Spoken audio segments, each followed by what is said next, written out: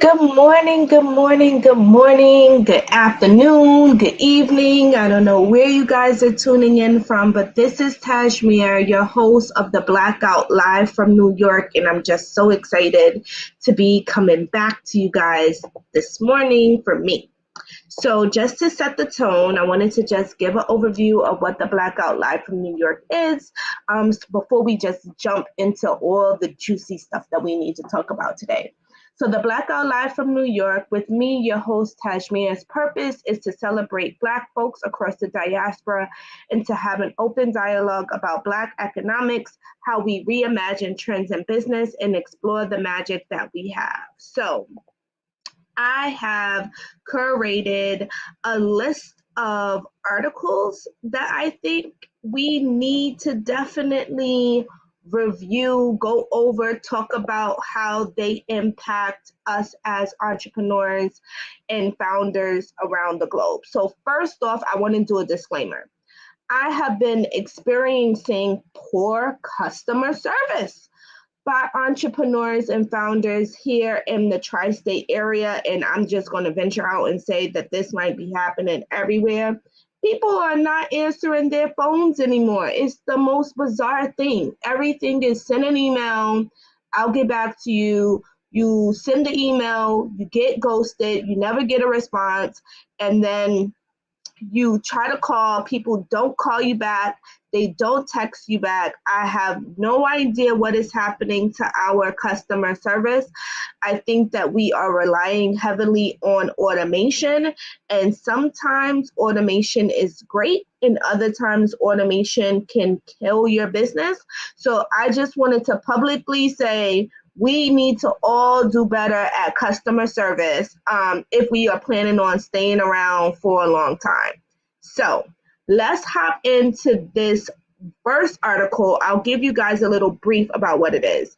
This is going to change the game for bloggers, people that just want to open up their screens and just record content and maybe not be as well versed in what they're talking about, or in some cases just making stuff up for views. Carly B was not having that. I don't know if you guys have been following her, but definitely she is not playing around. She basically sued a YouTube blogger for defamation of character, and she won a big what is it, jury verdict or something like that. This is going to definitely change the game of how people feel that they can just say whatever they want to say and get away with it. So let me definitely share my screen so we can all be on the same page, because I think that this is important for us to just digest and begin to look at. So I am sharing my screen. Bear with me for a moment. I hope you guys can see my screen, but here is basically this Trisha K lost this lawsuit. Carly B was awarded $4 million. I don't know how much her YouTube channel or social media platforms are bringing in, but she might have to come up with this kizash real quick. And so the long and the short of it is that this woman, Latricia, was making all of these accusations about Carly B back in 2019. She was going around saying that Carly B had a STD, that her child was going to be disformed or disfigured or something like that. And then she went on to just record about more than a dozen videos about Carly B. And Carly B suffered some mental health challenges around it, and she sued her. And so in the beginning, I don't know if folks were paying attention to it or not, but yeah, she's going to have to get up off that money now, which is going to definitely change the game for how people are thinking about using their platforms. So I wanted to discuss, how does this impact Black folks, right? Because a lot of us have YouTube channels, we have TikToks, we have Facebook, we have Instagram, we have Twitter, and sometimes we get a little trigger happy or a little camera happy, and we want to just go online and just say whatever it is that we want to say. And we live in a world where we are trying to get clicks and likes and shares, and that definitely impacts how we feel about ourselves and how we show up in the world. What are we going to do around business when you might have a business or a channel that you're doing and now you get hit with this lawsuit? I don't know how much this woman makes from her YouTube advertisements or whatever it is that she's doing, but I'm not sure she could just give up $4 million to Carly B and still be okay at the end of the day. So this is just a word to the wise. I think that we need to start being a little bit more mindful about what we're doing on these digital platforms and just walking through life in general, because we definitely don't want to get slammed with lawsuits that we may or may not be able to afford. So now I wanted to jump over to cannabis. As we know, cannabis reform has been in the works for a while now, and a lot of folks have been thinking about how is the cannabis industry going to reconcile itself with the most harmed population, which is the war on drugs, and it put away a lot of Black folks into prison here in the States. And so how are we going to reconcile with this new reform where we're making it legal to use, but we also know that a lot of Black folks are being pushed out of an industry that they, in fact, created and have been sustaining over time, and have also been penalized with long sentences that have tarnished their ability to increase wealth once they were released and re-entered into society. So a Democrat, an up-and-coming Democrat, is trying to highlight this marijuana disparity in his campaign. And I wanted to share it. And guys, please feel free to converse with me in the comments, because I definitely want to know what you guys are thinking. So a Democratic Senate candidate smokes marijuana in new ad highlighting disparity and reform. So, you know, this is about 8 minutes and 15 seconds. And so he's progressive, he's in New Orleans, and he wants to bring to light, you know, the challenges that we all, and when I say we all, I mean everyone knows this. This isn't something that not everyone is aware of. So we all know what has happened with the war on drugs here in the US and how it has impacted Black families and Black bodies. And a lot of it was about marijuana. And so what are we going to do? You know, we need to think about how are we going to, good morning, my co-host, William. If you want to come up, you know, I love bringing my co-host up with me on shows. If you want to come up, let me know. Send me a note. I got my phone right here. Send me a text. I'll definitely drop the link in the chat, because I want you to come up and promote your show, and maybe even what we're doing together. That would be a good idea. Come on, William, come up here. I wanted to talk about what this is going to do and how this is going to change the game for us. Is this going to open up more opportunities for us to get licenses? We know that licensing is a really big hurdle for Black entrepreneurs to get over in order to even get into this legalized cannabis game and having a dispensary. What are we going to do in order to ensure that we aren't at the bottom trying to create businesses where we don't make the most revenue? I mean, like, we could definitely do the whole opening up, you know, storefronts and maybe smoke shops or maybe eateries or something like that. But in my estimation, the money might be coming from the dispensaries, and the money might be coming from actually growing cannabis and having different strands of cannabis. How are we going to get into those fields? I'm excited to see some politicians actually trying to bring this up. So just let me know what you guys are thinking. Now I wanted to move into something that we may or may not have been paying attention to, but we need to, the IRS. We know that it's tax time, and we know that a lot of us over this pandemic have said that we out here creating businesses that we might not have had the right legal documents for, that we might have had as a side hustle, that we might have been receiving money on those PayPals and Cash Apps and Venmos and Zelles. Well, the IRS is definitely trying to crack down on this whole side hustle business and trying to say they want their coin, whether we know it or not. If you are an entrepreneur, the IRS wants to get their money either quarterly or yearly, right? And so you have to pay taxes on the money that you receive. And so usually the 600 number is a number that definitely makes sense to me as an entrepreneur and a founder. When you hire someone, and let's say you're hiring someone to do videography for you or photography for you, and they are coming in as an independent contractor because they are not an employee of your business, right? You are supposed to give that person a 1099, right? The reason why you're supposed to give this person a 1099, and I'll get off the article for a moment so I could break this down for you guys, is because when you get ready to file your Schedule C, which is an additional amendment to your taxes when you are an entrepreneur. We all know when you're working for someone, you usually file your W-2 and that's it. Now, if you're an entrepreneur, you have to take it a step further and you have to file this Schedule C.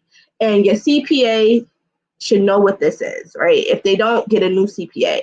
So you file this Schedule C. In the Schedule C, you have to allocate how much money you have spent. And when you pay somebody more than $600 as a business owner, you are supposed to report that spending on your Schedule C.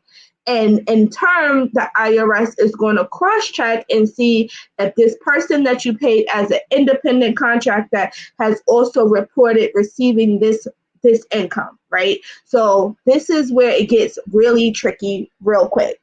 This is why the $600 matters so much, because people think like, oh, it's just $600. You know how quickly you can spend $600 on one individual vendor or company? You can do that in one invoice. You can do that definitely in 2 to 3 invoices. And so now the IRS is saying that they want their money, right? You said that you made some money. They want to know where their share is. And so this is going to impact a lot of entrepreneurs who have not been reporting income, have been hiding income. I don't know what you guys are going to do, but I just wanted to bring this to your attention because this is definitely something that we need to all take a look at. Make sure that we have our businesses in order to receive and send money. Make sure that we are documenting the funds that we are spending correctly, so that way we don't have the IRS on our back. Because you know what? If you go to an H&R Block or your homegirl or your homeboy that does taxes on the side, or a bookkeeper or accountant that just does it, and they are not a CPA, guess what? You're going to be asked out. Okay. All right. So they are not on the line. You are going to be on the line trying to go to IRS court, figuring out what to do so that way the IRS doesn't take all your assets, whatever your assets are or your future assets. You want to make sure that you can maintain them and sustain them. So I'm just giving you guys the PSA here on blackusa.news. We need to get it together, and that's everybody's, because I don't know what people out here doing. So let's just move on to another tax rule that is also coming up.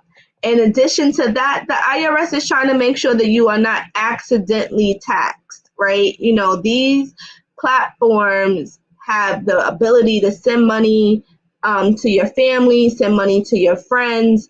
And what if you legitimately are just sending a friend $600 loan?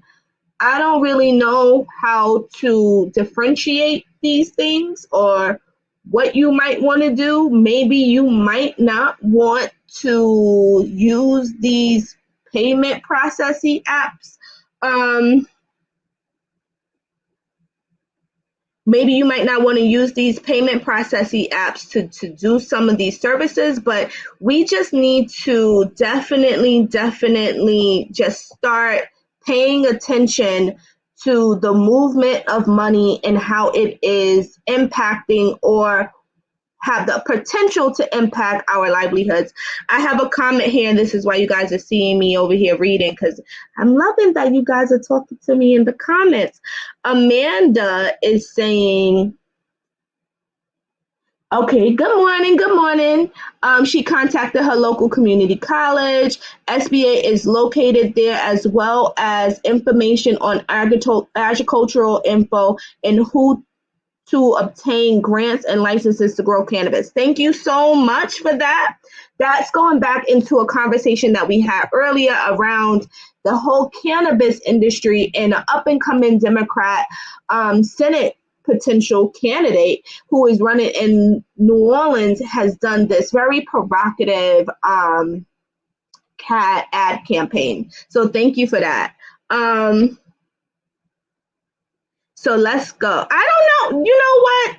This comment, I don't know why nobody watches my stuff. I think it's great content. I don't know why. Maybe we should just tell the people to tune in. So now we're going back to the IRS. Just wanted to let you guys know that that is what is going on. Now moving into something that is not even controversial. It's really nice, I think. Whoopi Goldberg definitely was like, we need to be putting Black folks on dollar bills, not on coins. But let me just bring this up so that way you guys can know what I'm talking about. Maya Angelou was set to be on the quarter, which was like, oh my gosh, we taking over the currency. We already got the postal stamps. Now we go into to coins. And so I don't know why I cannot show my screen like I have been able to in the past. Oh, my browser blocked my screen. I don't know what's going on with that. Maybe the people don't want me to give you guys the information. But anywho, Maya Angelou was set to be on the quarter, and that was going to be a super big deal. But Whoopi Goldberg came out and said that we actually need to be on dollar bills. And so I wanted to know what you guys were thinking about that. Do you think we should be pushing to be on more dollar bills, or do you think we should, be okay with staying on coins and dimes and nickels, pennies, quarters? What are you guys' thoughts about that? I was like, oh, I thought it was pretty dope. I didn't really think about what Whoopi was saying, but then when I thought about it, it made some sense to me a bit. So I just wanted to get you guys' feedback on this whole dollar bill versus quarter. The Treasury was beginning to do their distribution of their money. And so wanted to get you guys' thoughts on that. Definitely know what you're thinking about. And then I have just two other articles that I wanted to go over with you guys really quickly.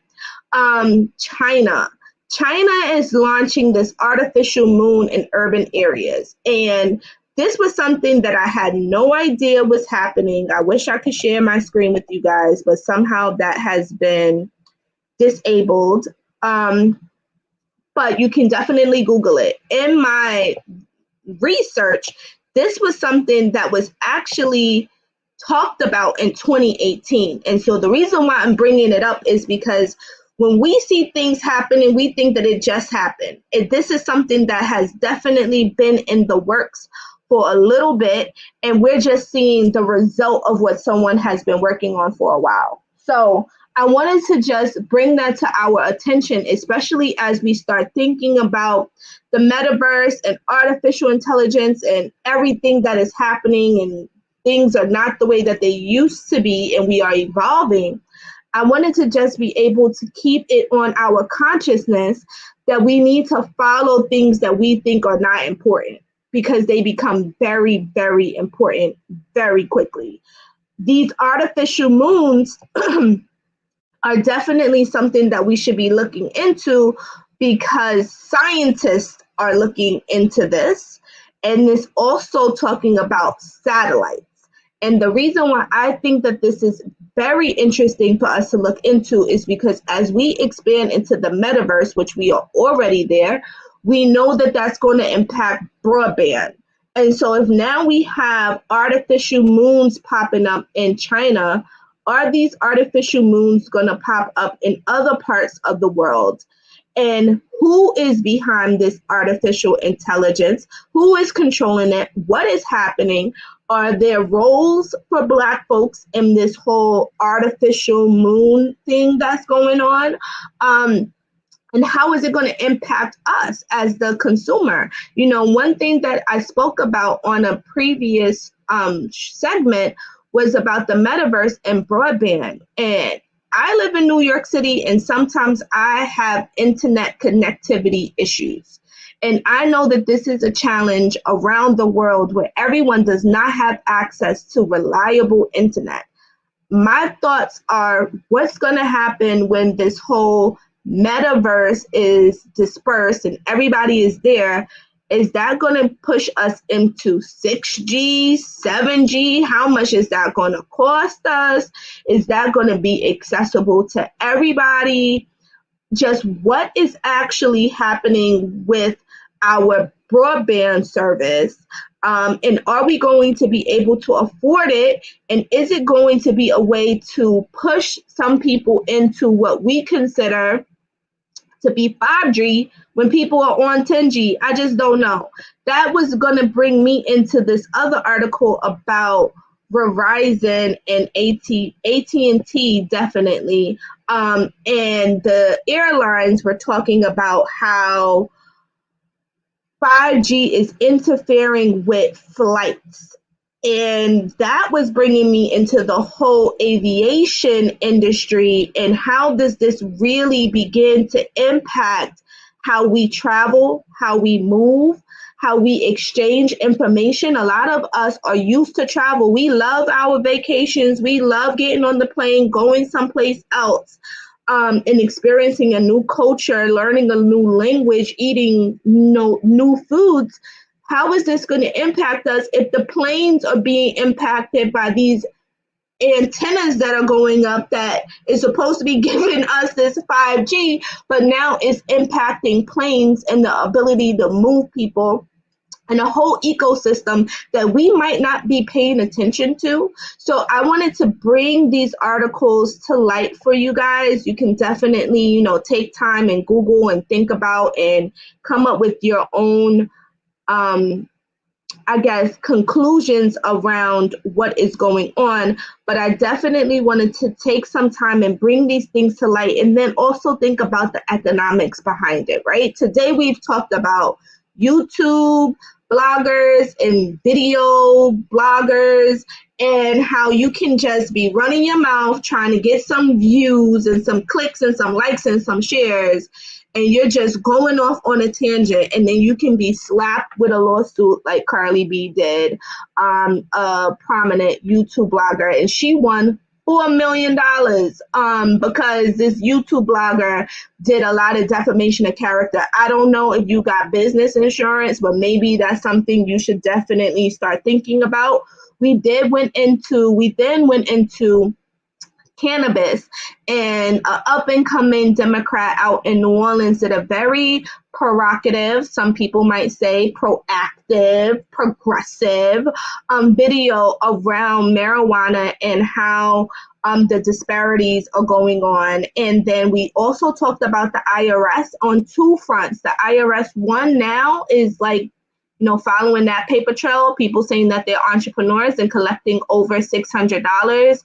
They're looking for you to have that on your tax returns. And then we also talked about, on the flip side, what if you actually are sending money to family and friends and it's not a business transaction? How do you make sure that you are not taxed on just like, sharing money with your homegirl or your homeboy or your uncle or your cousin or somebody that asks for a loan using the same platforms?